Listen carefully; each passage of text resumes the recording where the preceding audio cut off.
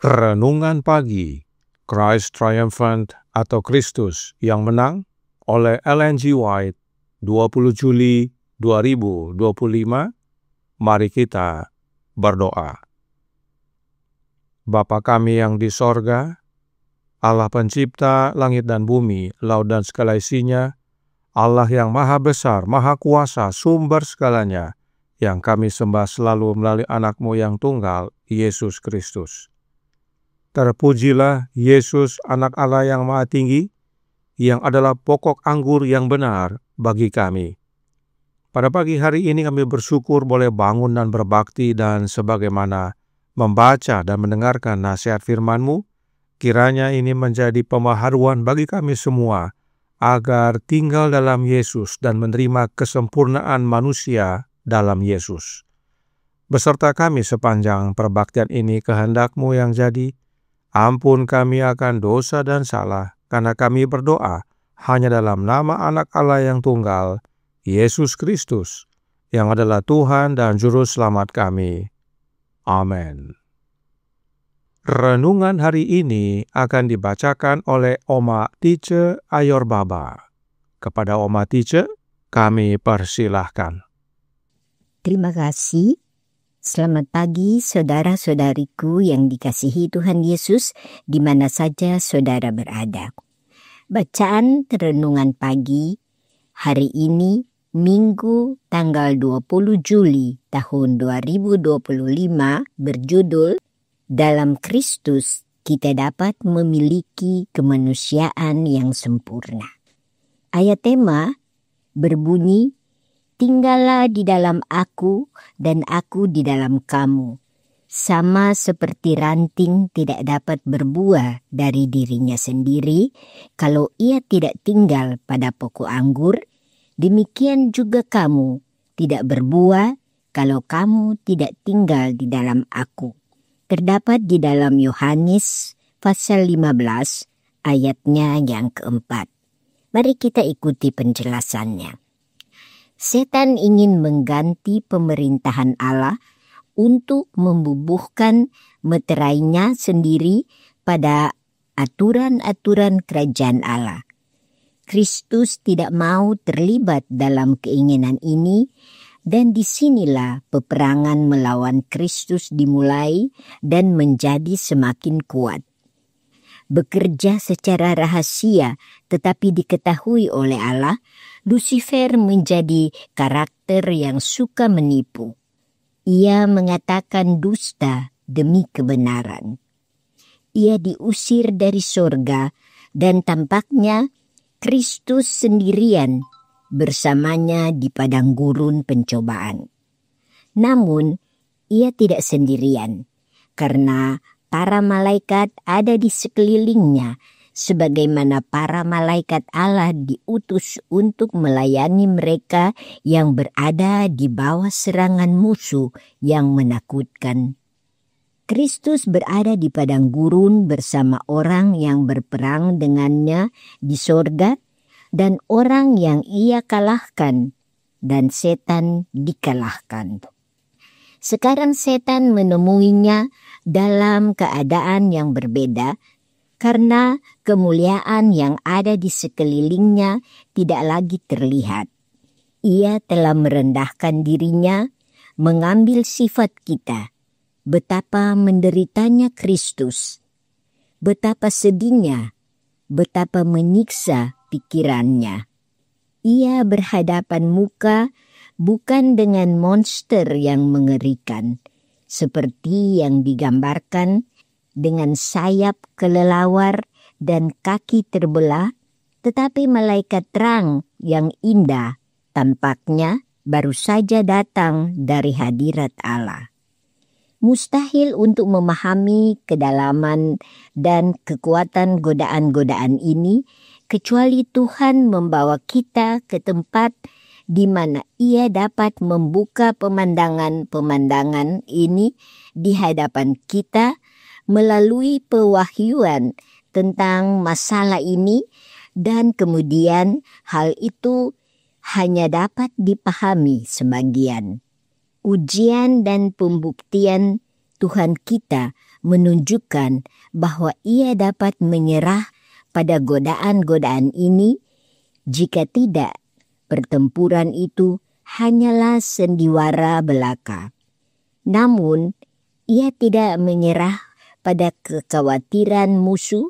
Dengan demikian membuktikan bahwa sifat manusia yang dipersatukan dengan sifat ilahi melalui iman dapat menjadi kuat dan menahan godaan-godaan setan. Kemanusiaan Kristus yang sempurna adalah sama dengan yang dapat kita miliki melalui hubungan dengan Kristus. Sebagai Allah, Kristus tidak dapat dicobai, sama seperti Ia tidak dicobai dari kesetiaannya di sorga.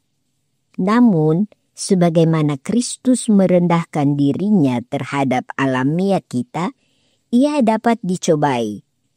Ia bahkan tidak mengambil kodrat malaikat, melainkan kemanusiaan yang sepenuhnya identik dengan kodrat kita, kecuali tanpa noda dosa. Di sini, ujian bagi Kristus jauh lebih besar daripada ujian bagi Adam dan Hawa. Karena Kristus mengambil sifat kita, jatuh tetapi tidak rusak, dan tidak akan rusak, kecuali Dia menerima perkataan setan sebagai ganti perkataan Allah. Dikutip dari manuskrip 57 tahun 1890. Demikianlah bacaan dan renungan pagi hari ini. Terima kasih, kiranya Tuhan Yesus memberkati kita semua. Amin. Terima kasih atas penata layanan Oma Teacher. Tuhan Yesus memberkati. Selamat pagi saudaraku dalam Tuhan. Tentang manusia sempurna, Roh Nubuat berkata dalam The Desire of Ages, halaman 664, paragraf 4, yang berbunyi, Juru Selamat sangat ingin agar murid-muridnya memahami tujuan keilahiannya dipersatukan dengan kemanusiaan. Ia, yaitu Yesus, datang ke dunia untuk menyatakan kemuliaan Allah, agar manusia dapat ditinggikan oleh kuasanya yang memulihkan. Allah dinyatakan di dalam Dia, agar Ia dapat dinyatakan di dalam mereka. Yesus tidak menunjukkan sifat-sifat apapun dan tidak menjalankan kuasa apapun yang tidak dapat dimiliki manusia melalui iman kepadanya. Kemanusiaannya yang sempurna adalah yang dapat dimiliki oleh semua pengikutnya jika mereka mau tunduk kepada Allah seperti Dia. Jadi, Yesus datang ke dunia ini untuk menyatakan kemuliaan Allah, yaitu menyatakan roh Bapanya, agar kita manusia dapat ditinggikan oleh kuasanya Yesus yang memulihkan, supaya kita menjadi manusia sempurna sebagaimana Yesus sempurna. Itulah tujuan dari menyatukan keilahian dengan kemanusiaan, yaitu oleh menerima Kristus tinggal di dalam kita. Dan itu bukan karena Yesus menjalankan kuasanya, tetapi oleh karena Yesus tunduk kepada Bapanya. Dalam penjelasan lainnya dikatakan, dari Review and Herald tanggal 22 Desember tahun 1891 paragraf 11.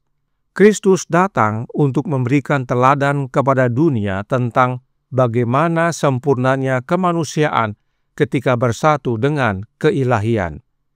Saudaraku dalam Tuhan, sadarkah kita bahwa waktu Yesus datang ke dunia ini, Dia tidak datang dengan kemuliaan Bapanya, supaya oleh teladan hidupnya dinyatakan kepada kita makna dari persatuan kemanusiaan dan keilahian.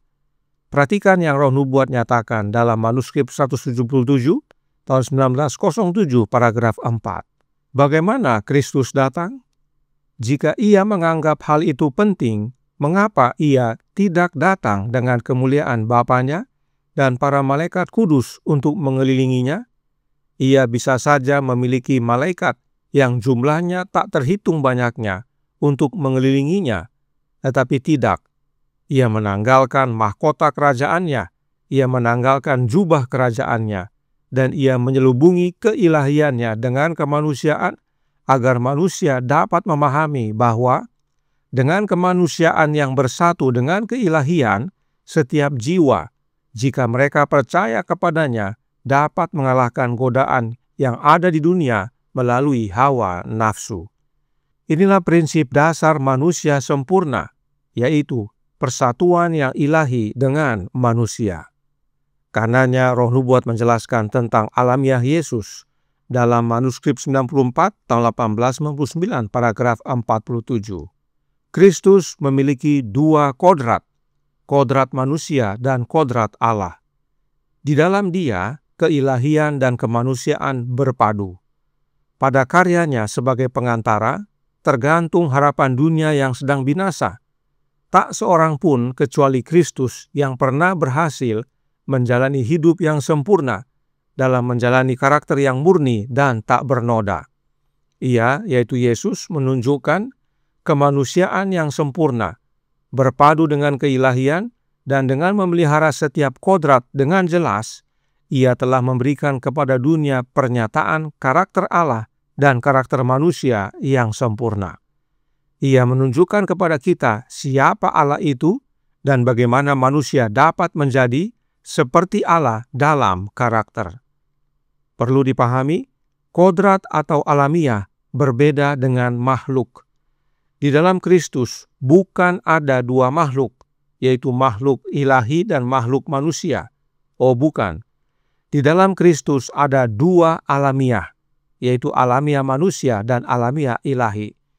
Itulah yang dimaksudkan oleh Roh Nubuat dengan keilahian dibungkus oleh kemanusiaan.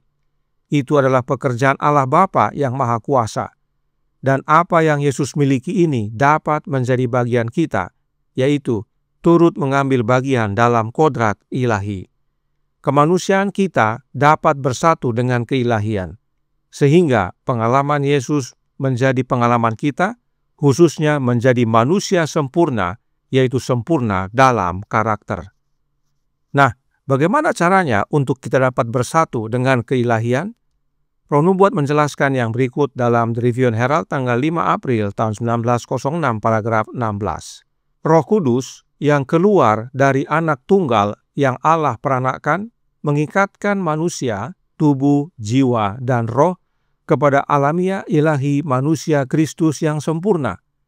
Kesatuan ini dinyatakan oleh persatuan pokok anggur dan ranting-rantingnya. Manusia yang terbatas dipersatukan dengan kemanusiaan Kristus. Melalui iman, alamiah manusia berasimilasi dengan alamiah Kristus. Kita dipersatukan dengan Allah di dalam Kristus. Perhatikan, Roh Nubuat menggunakan istilah alamiah ilahi manusia Kristus. Sebab di dalam Yesus ada dua alamiah, yaitu kemanusiaan dan keilahian. Dan kita dapat memiliki dua alamiah tersebut hanya dengan satu cara, yaitu ranting bersatu dengan pokok anggur. Kita bersatu dengan Yesus. Kita berasimilasi dengan alamiahnya Kristus. Inilah pentingnya untuk kita tinggal di dalam Yesus. Itu sebabnya ayat inti renungan hari ini berkata dalam Yohanes 15 ayat 4, "Tinggallah di dalam aku dan aku di dalam kamu." Sama seperti ranting tidak dapat berbuah dari dirinya sendiri kalau ia tidak tinggal pada pokok anggur, demikian juga kamu tidak berbuah jikalau kamu tidak tinggal di dalam aku. Sekarang pertanyaannya, bagaimana caranya untuk tinggal di dalam Yesus? The Desire of Ages halaman 676 paragraf 2 berkata, "Tinggallah di dalam aku dan aku di dalam kamu." Tinggal di dalam Kristus berarti menerima rohnya, yaitu rohnya Kristus secara terus-menerus, suatu kehidupan yang berserah tanpa pamrih pada pelayanannya, yaitu pelayanan Yesus. Tinggal di dalam Yesus artinya menerima rohnya Yesus secara terus-menerus. Itulah pengalaman Yesus. Rohnya Bapa tinggal di dalam Yesus. Maka di dalam Yesus ada dua kodrat, yaitu kemanusiaan dan keilahian. Demikian juga saat kita menerima rohnya Yesus, maka di dalam kita ada dua kodrat, yaitu kodrat kemanusiaan dan kodrat keilahian. Inilah yang disebut dengan turut mengambil bagian dalam kodrat ilahi. Inilah yang menjadikan Yesus manusia sempurna, dan hal yang sama dapat menjadi bagian kita. Kita pun dapat menjadi manusia yang sempurna seperti Yesus dalam karakter. Renungan hari ini berkata dalam Christ Triumphant halaman 208 paragraf 6, "Kemanusiaan Kristus yang sempurna adalah sama dengan yang dapat kita miliki melalui hubungan dengan Kristus." Inilah pentingnya ranting terhubung kepada pokok anggur, yaitu oleh menerima rohnya Yesus terus-menerus, tinggal di dalam Yesus, terhubung dengan Yesus. Inilah pentingnya kita memahami dan mengenal dengan benar siapa dan apa itu Roh Kudus. Roh Kudus adalah rohnya Kristus. Tuhan memberkati, saya bawa dalam nama Yesus. Amin. Mari kita berdoa. Bapa kami yang di sorga, Allah pencipta langit dan bumi, laut dan segala isinya, Allah yang maha besar, maha kuasa, sumber segalanya, yang kami sembah selalu melalui anak-Mu yang tunggal, Yesus Kristus. Terima kasih atas nasihat yang vital pada pagi hari ini. Untuk kami dapat mewarisi kerajaan sorga adalah harus memiliki kesempurnaan karakter, manusia sempurna dalam karakter. Dan satu-satunya cara untuk menjadi manusia sempurna dalam karakter adalah dengan tinggal di dalam Yesus. Dan satu-satunya cara untuk kami dapat tinggal dalam Yesus adalah dengan menerima rohnya. Karenanya tolong kami ya Bapa, suruhlah roh anak-Mu dalam hati ini, dan biarlah kami semua yang percaya oleh iman membuka hati, maka Kristus oleh kehadiran rohnya tinggal dalam hidup kami, maka kami pun memiliki dua kodrat, yaitu kodrat manusia dan kodrat ilahi. Kami turut mengambil bagian dalam kodrat ilahi, sebab itulah kuasa yang memampukan kami hidup sempurna di hadapan-Mu ya Bapa. Dan pada akhirnya saat Yesus datang kedua kali, kami semua layak untuk menerima kerajaan-Mu. Beserta kami sepanjang hari ini kehendak-Mu yang jadi, ampun kami akan dosa dan salah, karena kami berdoa hanya dalam nama Anak Allah yang tunggal, Yesus Kristus, yang adalah Tuhan dan Juru Selamat kami. Amin.